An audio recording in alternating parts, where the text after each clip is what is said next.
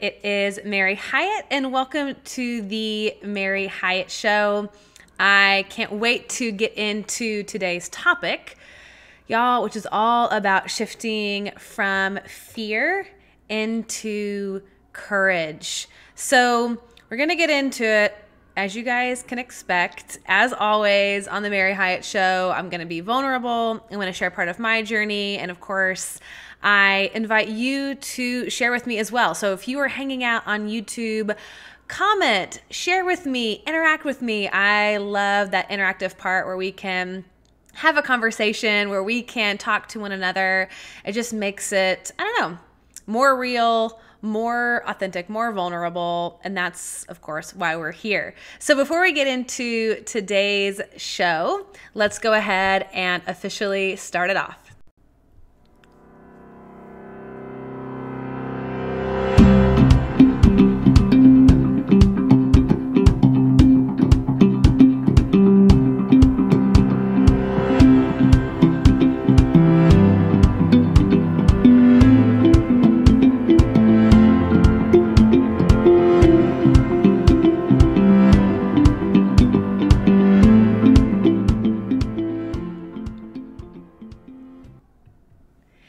Hey everyone, it is Mary Hyatt and welcome to the Mary Hyatt Show. I am so excited that you are here today, whether this is your first time tuning in to the show or you are here with me every Wednesday. I'm glad to have you back. I am glad to virtually see you.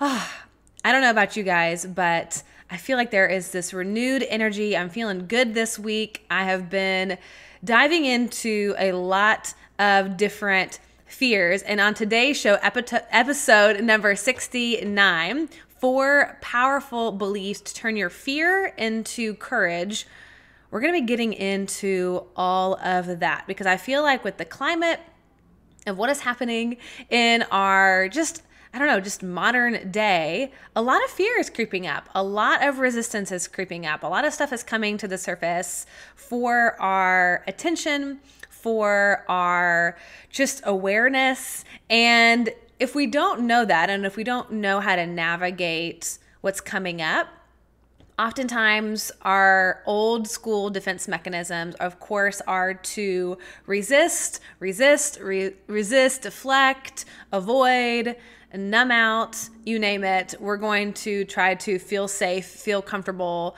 at any cost. And we're going to miss out on a whole beautiful invitation to evolve, to grow, to heal, to live our most just epic lives, our lives that are fully alive, online, charged up, turned on, ready to go.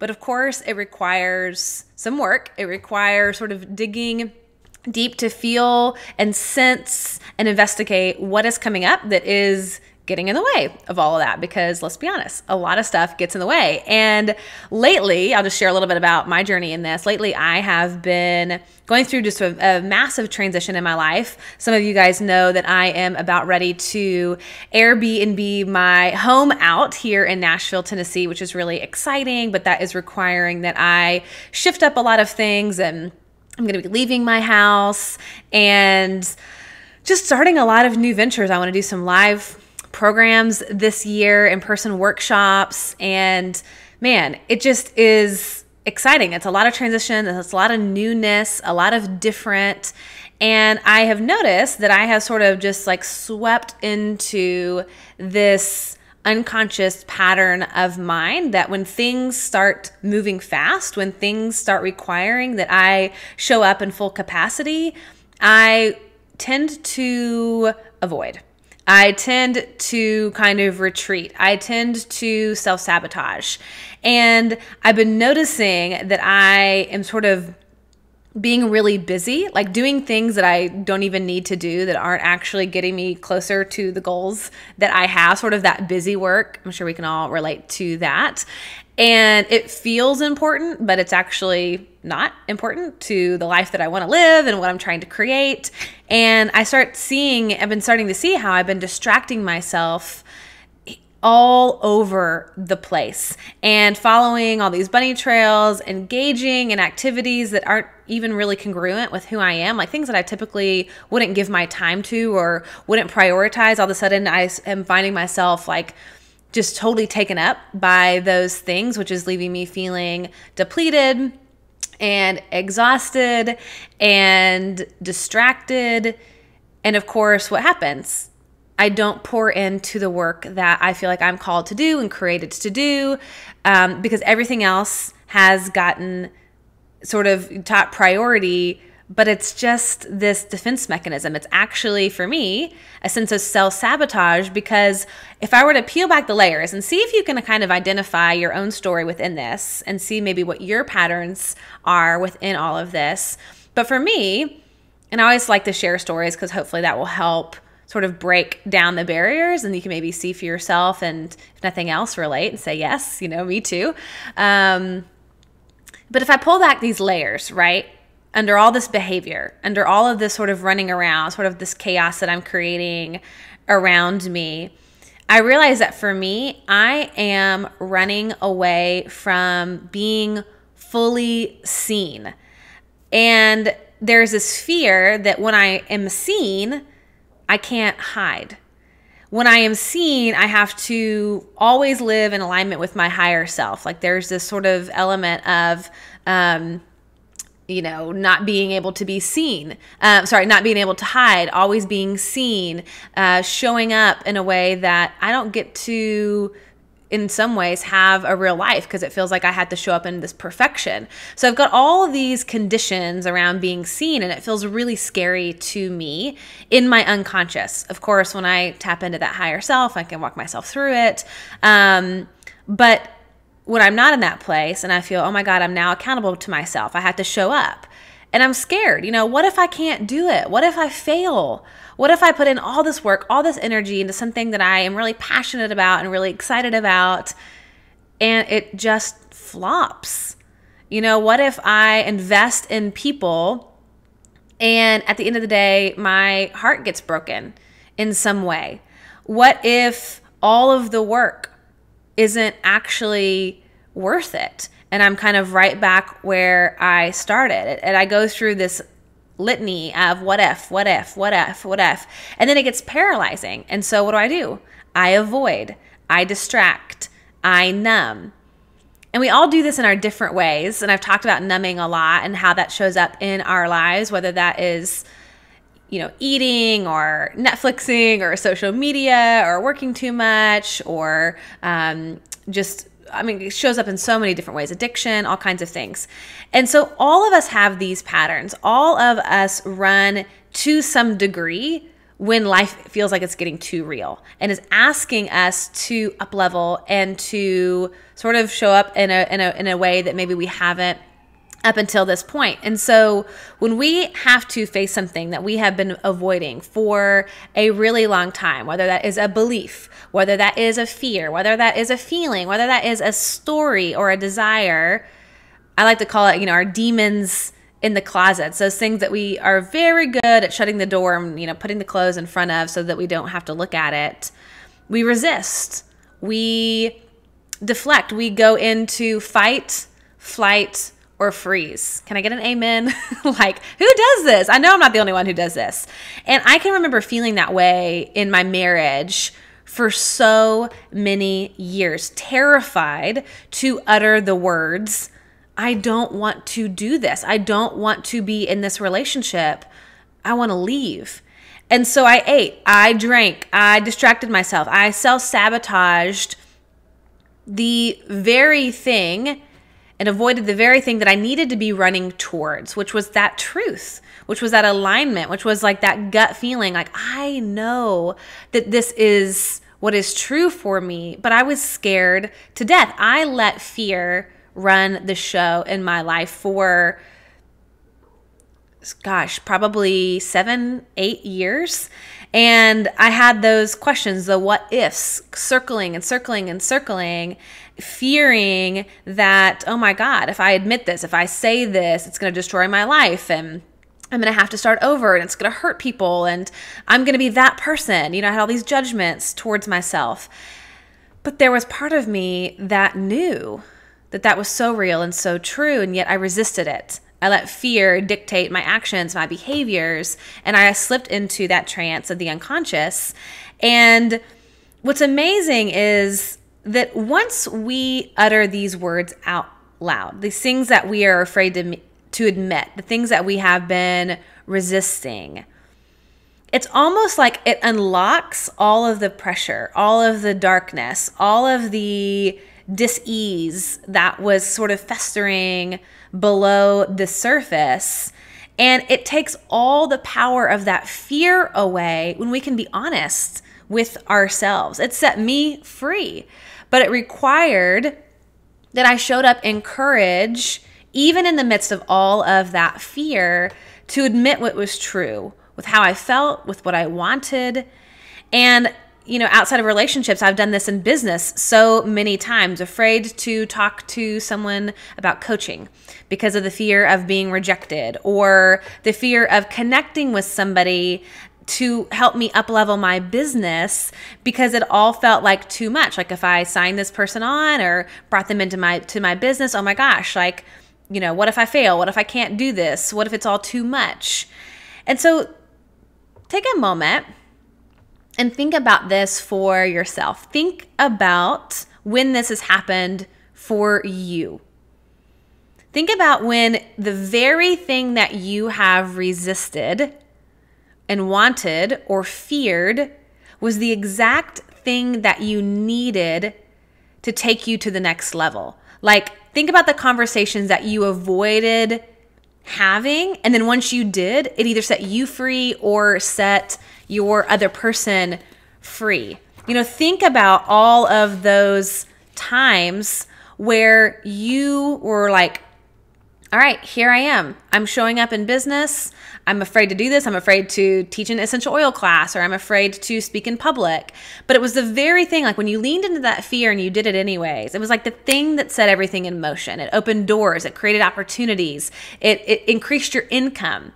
So whether it's in your relationships or your business or some way of investing in yourself, going to therapy and finally talking about that demon in the closet, that thing that you didn't want to talk about, all of a sudden, once you gave voice to it, once you admitted it, it's like it diffused the intensity.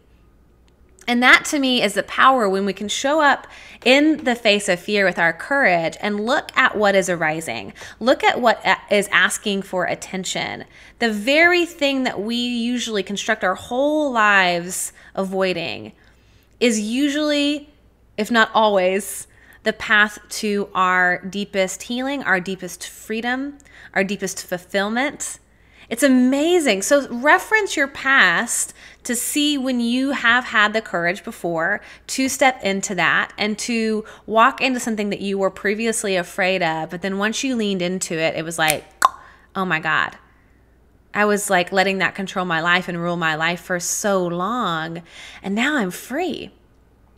It's like when we push things down into the darkness, when we try to cover it up and bury it up and numb and resist and deflect and judge and project and get distracted, it doesn't allow the space for that fear to have a voice so that we can hear it, we can listen to it, we can acknowledge it, and then we can release it and let it go.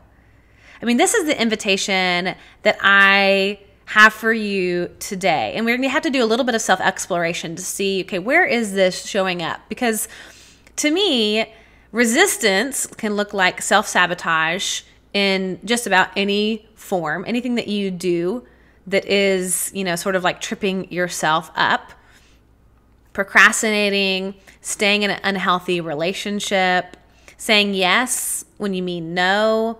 Depression is resistance.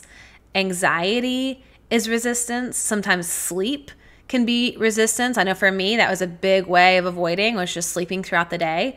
Having a lot of life's little emergencies, because of course nobody can argue with those.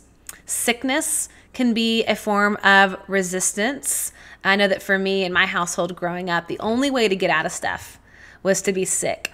And so I learned unconsciously how to get sick whenever I was really supposed to show up for something important that I wanted to avoid. And that was the resistance, right? It was like, okay, here's what we do to avoid. Here's what we do to numb out. Here's what we do to get away from the thing that we should be leaning into. Consistent drama in your life, whether that's the people around you or yourself, that is resistance. Oh my God, well, this is happening and I got a flat tire, or so-and-so needs me, or I got to show up for them, or there's this crisis over here and this crisis over there. People who live in that state of crisis, of drama, that is a form of resistance.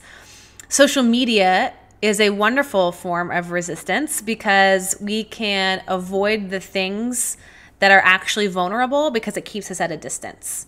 We can show these perfect pictures, curated feeds, and it keeps us from living the life, like the real life, the life that we need to live in order to move to that next level, to up level. It's like, it seems important. It kind of masks itself as real, but it's not. And so that's a huge form of resistance into today's time. And then even just the negative focusing on our problems. So just that constant mind loop of what's going wrong and focusing on our challenges and our roadblocks and what's keeping us stuck. You know, going into that cycle round and round and round and round again of our problems, that is resistance. It's like there's no focus on way forward. There's no focus on getting past those obstacles, solutions, creative thinking, new awareness, right? Resistance is the opposite. Woe is me. Everything is so hard. There's no way out of this. That victim mentality, that is resistance. Resistance can also look like things actually coming in your way, people not supporting you, people who are judging you, financial things that seem to be getting in the way, literally just obstacles of you in the way of you living your fullest potential and your fullest life. That is resistance. It shows up in our own personal internal lives through self-sabotage, and also it's going to show up externally as well. And so today, what we're going to be talking about is how we can shift that fear into courage so that we can move past that resistance, because that paralyzing fear that pops up and tells you, I can't do this. I don't know how to do this. I need this or I need that in order to be successful, or I need him to do that or him to do that or her to do that or her to do that. Those can be paralyzing, those fears. And so the beautiful thing about all of this is that we don't have to let fear control our lives. Oftentimes when we're in that resistance, we're just operating out of our primitive lizard brain that says fight, flight, or freeze. And I need to do whatever I need to do to get my needs met at any cost to help me feel comfortable again and to feel safe again. But the good news is, even though we have that part of our brain where we operate out of fear and where everything is reactive, we do have a more evolved part of our brain. Yay!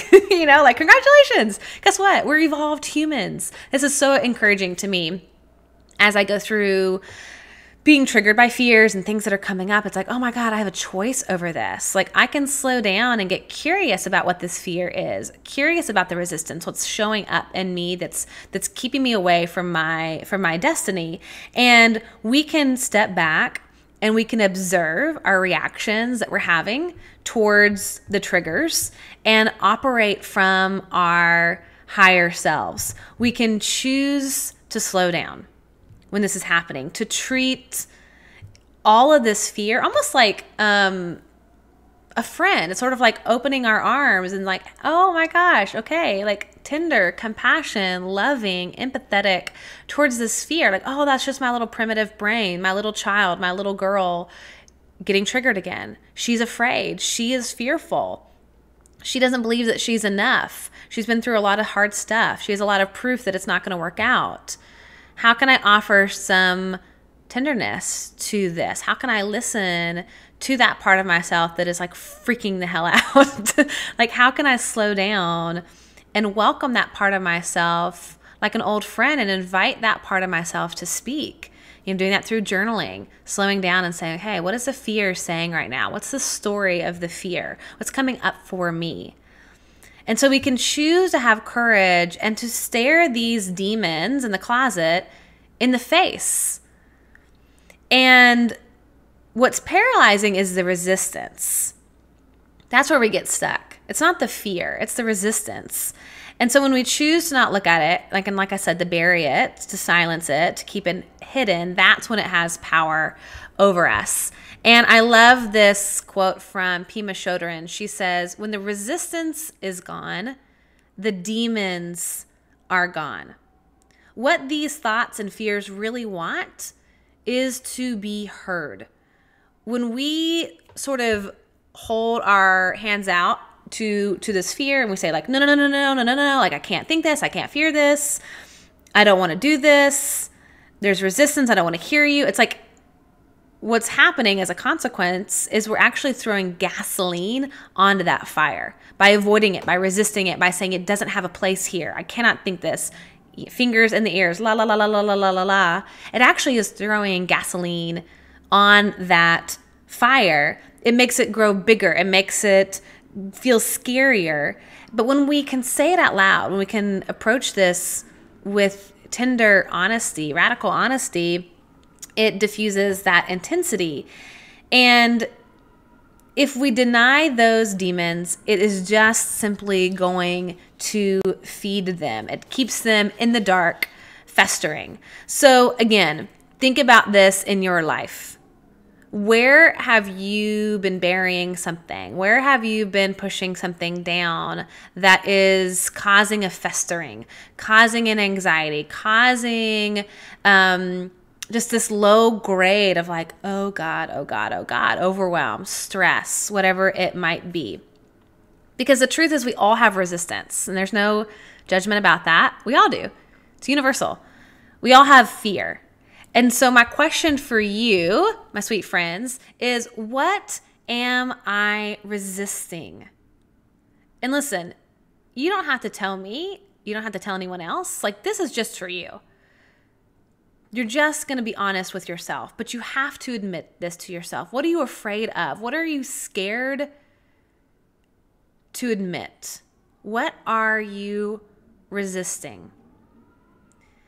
And what I want to instill in you today is the very thing that you are avoiding admitting, or that fear that you're feeling, or the resistance that is showing up in our life, in your life, the procrastination, the deflecting, the diverting, is actually that a deep, deep invitation to your freedom.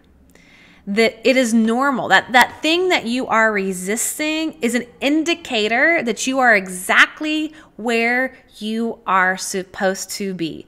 When you think to yourself, oh my God, oh my God, oh my God, no, I can't go there. I don't want to go there. I'm really, really scared. That is the sweet spot. That is the invitation to healing. That is where we are being asked to level up, to take the next level in our healing journey, to step into our power. That is the call of this fear, this thing that we're afraid to look at. And when you don't want to do something, it's usually, to me, the very thing that we must do. The payoff is so worth it. The juice is worth the squeeze, y'all. Lean in, because there is magic there. There is so much magic. So where in your life, business, relationships, your physical body, your sex life, all of these elements, your finances, where have you been refusing to grow? What have you been avoiding looking at? Where is the resistance showing up in your life? And that is courageous, to stay with your eyes wide open when all you want to do is close them and bury your head and, pull the wool out over your eyes. That is courage. That is the essence of vulnerability. When you can lean in when it's not comfortable, when it feels scary and ushy, gushy, mushy, yucky, that is where the magic really, really happens. And when we can move out of this place of reacting out of our fear to survival to showing up in courage and saying, what is this here to teach me? Where can I lean in? So I want to help you shift all of this. And I want to share with you 4 powerful beliefs to turn your fear into courage. If you can adopt these 4 beliefs, I really believe that this will be a game changer for how you approach the resistance in your life, how you approach the fear in your life, how you truly can move from this space of letting it control you and actually finding some freedom within all of these triggers that pop up for us. Okay, so the first belief that you can adopt is that fear is a liar. One of my favorite quotes from Tara Brach, and if you're not following her podcast, I highly recommend you do. She's just amazing. She says, it feels real, but it's not true. It feels real, but it's not true. That has saved me from a lot of panic attacks, a lot of anxiety, a lot of fear. When we think about our fears, I think what's so disorienting sometimes about fear is that we can justify our fear and make it feel so real. And so it's almost like if we can imagine that fear is just a vibration within our bodies. Fear is just an electrical response to a perceived threat. It's an energy that's generated in our body that says, fight, flight, or freeze. It takes us into that primitive brain. It is perceiving this danger. But if we can remember that it's just a feeling, it's just a vibration, it's just an energy, it feels real, but it's not true. Fear has no conscience. It has no rationale. It has no bearing on what is true or what is not. And I'm not talking about actual, real justified fear, like somebody has a gun to your head. Okay, that's different. That's freaking real. That is a moment when you should be scared, right? But all of these other things, these what ifs, these things that we go through in our mind that could go wrong, and the beliefs that we have about ourselves, the judgments that we have about ourselves, that we feel like we're not enough, we don't have what it takes, we're not going to be loved, we're going to be rejected, we're going to fail. Like those kinds of fears. They feel real, but they're not true. They're just stories. They're just that sweet little primitive brain that only knows A plus B equals C and get the hell out of there and run as fast as you can. But again, we're evolved. We are evolved. We have more information now than we did before. We have another brain to operate out of. And so for me, fear in my house, I say this all the time. My friend Tracy and I, we always remind each other of this. Fear doesn't get a vote. So when we're in the place of making decisions, or we're at this crossroads in our business or our relationships, or moving into a new house or deciding what it is that we want to create, fear doesn't get a vote, because fear is a liar and it moves you away from what you truly want in your life. It keeps you safe. That's its agenda. And nothing magical happens in the safe zone. Nothing worth talking about, nothing worth crying over, celebrating, remembering happens in that space of being safe. And so fear is a liar. Its job is primitive, to keep you safe. But that's not where life is lived. And so fear is a liar. That is the first belief. And I like to think of fear as almost like a child having a temper tantrum. It's just kind of going through the smoke and mirrors, song and dance, part of it. And so we have to remember that even though our fear is putting up a really good fight, we are stronger than our fears. We are more evolved than our fears. We have to look that fear in the eye to, again, meet it with tenderness and kindness, and to hear it and to listen it and to allow it, to hang, because we're stronger than the fear. It's sort of like, have your temper tantrum, baby. It's okay. Let me know when you're done. It feels real, but it's not true. And then you can come back. Giving it the space instead of resisting it and pushing it down and being scared of it. It's actually not a real demon. It's a little kid having a temper tantrum. So knowing that it's not a real threat, knowing that it actually can't harm us, it's just our brain's old way of operating. It's like faulty wiring, unlocks it for us. So that first belief that you can adopt and to remember is that fear is a liar. Now, the second belief, I like this one a lot. I don't know if you guys have heard this. Let me get to my screen here. Resistance is your beacon. Resistance is your beacon. You probably don't believe this yet. However, let me quote this from Stephen Pressfield. He says, like a magnetized needle floating on a surface of oil, resistance will unfailingly point you true north, meaning that calling or action it most wants to stop us from doing. He goes on to say, we can use this. We can use resistance as a compass.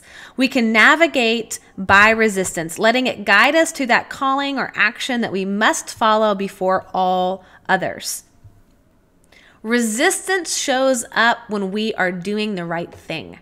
Resistance shows up when we are living into our purpose. Resistance shows up when we are being asked to move up, to level up, to burst through our own glass ceilings. Resistance is going to show up. It's almost like the universe in a way is like saying like, how serious are you about this? How serious are you about leaving the old way of thinking? How serious are you about stepping into your highest self, to your mission, to your destiny, to your purpose? And also resistance is also our way of finding solutions. It's like going into that valley a little bit where we have to fight off some stuff. We have to, get some muscle. We have to tone up. We have to have some more skill set. In order to get us to the next journey, to climb up that mountain, we have to go through that valley first. So we arm ourselves and we condition ourselves with the ability to get through blocks, to find solutions, to access our own strength, to access our own creativity. That's the gift of resistance. We learn through it. We grow through it. But to me, when resistance shows up in my life and I'm like, oh, shit, that is where I need to lean in. That is where I know the magic is going to happen. Now, I don't like that it is set up that way. I really don't. It sucks. The adulting part of that sucks. I complain about that a lot before I shift into gratitude for my challenges. But first, I might complain about it a little bit. I'm like, man, it sucks that it's set up this way. I hate this resistance. But if I can remember that it has a purpose, that is really comforting to me. And it is my true north. It shows me where I need to lean in. It shows me that what I'm tapping into matters. Because if I didn't care about it, if it was something that was like just neutral, I wouldn't have resistance. I wouldn't get upset. I wouldn't be fighting back and forth. There wouldn't be any tension. It's like, think about a space where you feel tension, you feel passion, and you feel like you need to be an advocate of something. That's when you actually really care. When it's neutral and there's zero resistance, it's like, wah, wah. Like, who cares? Resistance is a beacon. It is your lighthouse. Come here, come here, come here. Move towards it. Move towards it. The resistance is the invitation to lean in, to move towards it. It's almost like when that shows up for me, I'm like, oh, hello. Hello, good friend. All right, like, I'm supposed to be here. I'm on the right path. Thank you. And for me, you got to sort of know what resistance looks like for you so that you can see it as a beacon. You can see it as your lighthouse. What is resistance? When you catch yourself numbing out, avoiding, staying really busy, distracting yourself, running, getting on social media. These are all great indicators of this resistance. So how do you resist feeling vulnerable? How do you resist feeling emotion? And can you see that as just part of this story, this invitation to lean in, to go where you are feeling that resistance? it's showing you exactly where you should be. So the second belief is resistance is your beacon. Now, the third belief, I love this one. This is a very Mary-ism. If you want to know the inner workings of my brain, I say this to myself all the time, and I say it to my clients. I say it to my friends. I can't F it up. Now, for the sake of, maybe you have a child listening, I'm not going to say the F word. However, I do say the F word when I'm saying it to myself. Like, you can't F it up. You can't screw it up. Sisters, brothers, let me remind you, you can't screw it up. Belief, I can't miss what's mine. I can't miss what's mine.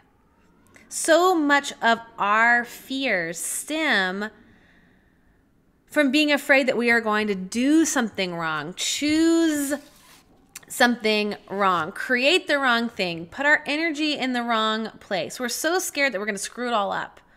And that's why I have such beautiful good news for you today. I'm going to preach it, y'all.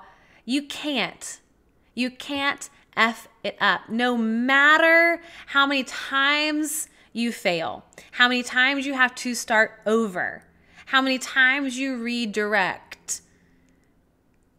There is so much more here. There is a much bigger story at work. I like to think of the analogy of a tapestry.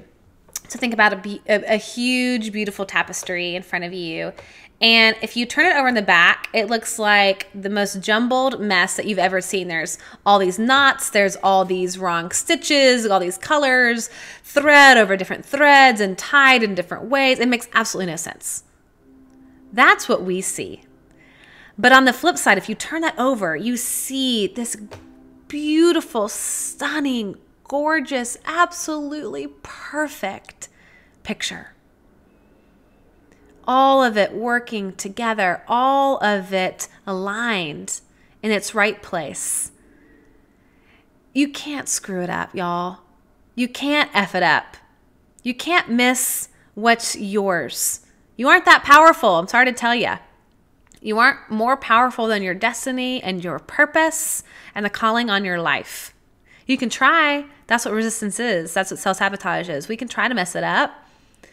But at the end of the day, when the story is done, when we're on our deathbed, we can look back and say, that's why this happened. That was the purpose of this. It's all being beautifully orchestrated and woven together behind the scenes. You can't F it up. So take the pressure off.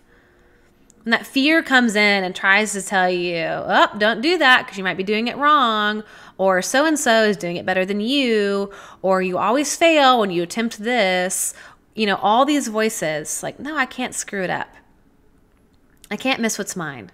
And so I choose to show up in my courage, in my resilience, despite my fear. I'm going to show up. And for me, that looks like I'm going to show up and I'm going to test out a lot of things this year.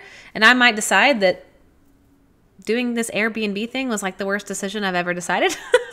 I might decide that I hate doing workshops and nobody shows up at them. I might decide that this lost me money or this happened or that happened. But at the end of the day, I'm choosing to show up to be seen because it matters, because I have a voice and I have a purpose in this world. And by showing up and doing it and leaning into it, I'm going to figure it out. It's going to reveal itself to me, and I'll adjust and I'll shift and I'll move as I need to walk me closer and closer into the fulfillment, the fullness of that. I can't screw it up. I can't miss what's mine. And last belief number 4 is I am not alone. Y'all, it is so helpful to share this process, to talk out these fears with a friend, with a safe friend, with a dear friend, with a partner that you trust, with a therapist, with a coach. Because once we start talking about it, it depersonalizes what's going on. It depersonalizes all these fears. It's not my demon or my fear. It's the demon or the fear. It's universal. Like all of us in our human experience in this life are coming up against the resistance, are coming up against the fears. The fears have been the fears since the beginning of time. There's nothing new under the sun that our brain is thinking. These fears are ancient, they are old, they are collective, they are universal.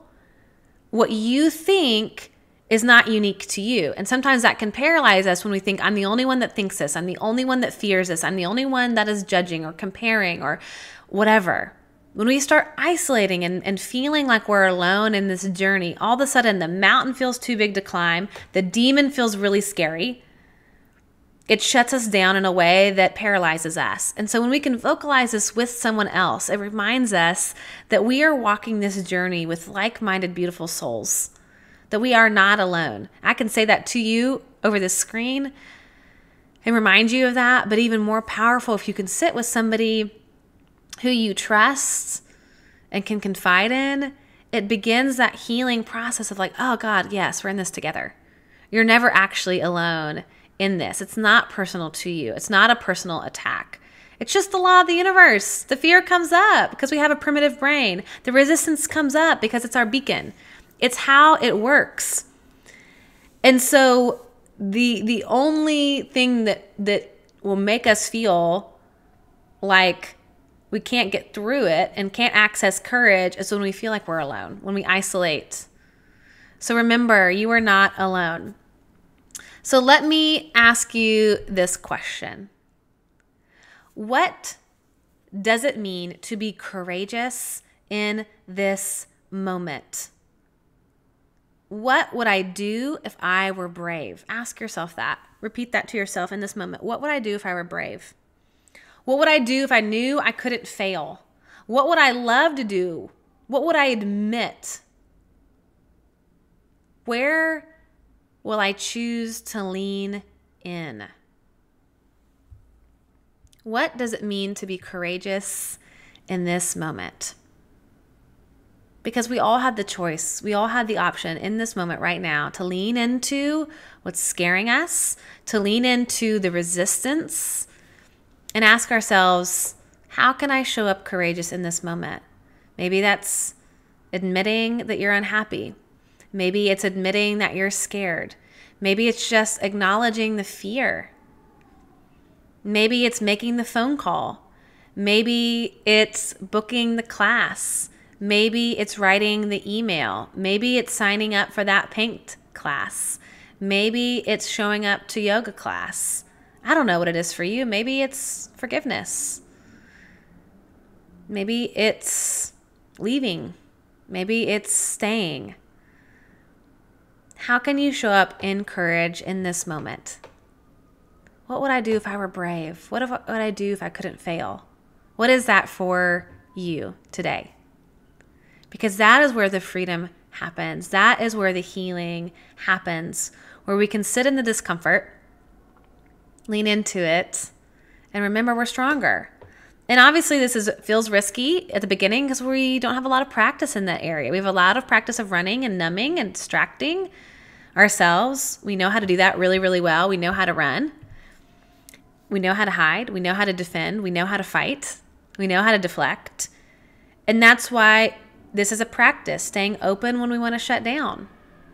Remembering that fear is a liar, that resistance is your beacon. It's your lighthouse. Run towards that. Move when your voice is shaky and your legs are trembling. Do it anyways. Because you have nothing to lose, ultimately. You can't screw it up. There is redemption and grace every single step of this journey. You are not alone, my friends. So I'm going to leave you with this beautiful quote from Tara Brach. And she says, "The essence of courage is to willingly feel our vulnerability. This is what allows us to respond to life with an undefended, wise heart." So y'all, thank you for being with me on today's show. I hope you feel encouraged, and I hope that you feel seen and heard and validated today.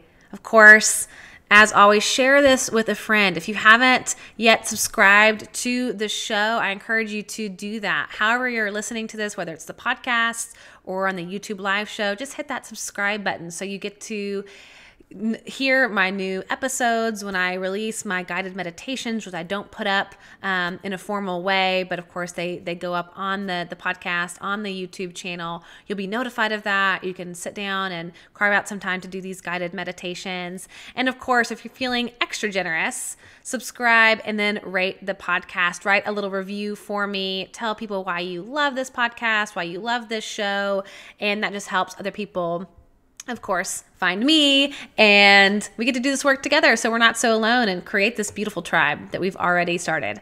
So y'all, thank you. And as always, the purpose of life is to be grateful, to be great, and to be full. Hope you have a beautiful rest of your week, and I will see y'all next week. Bye, guys.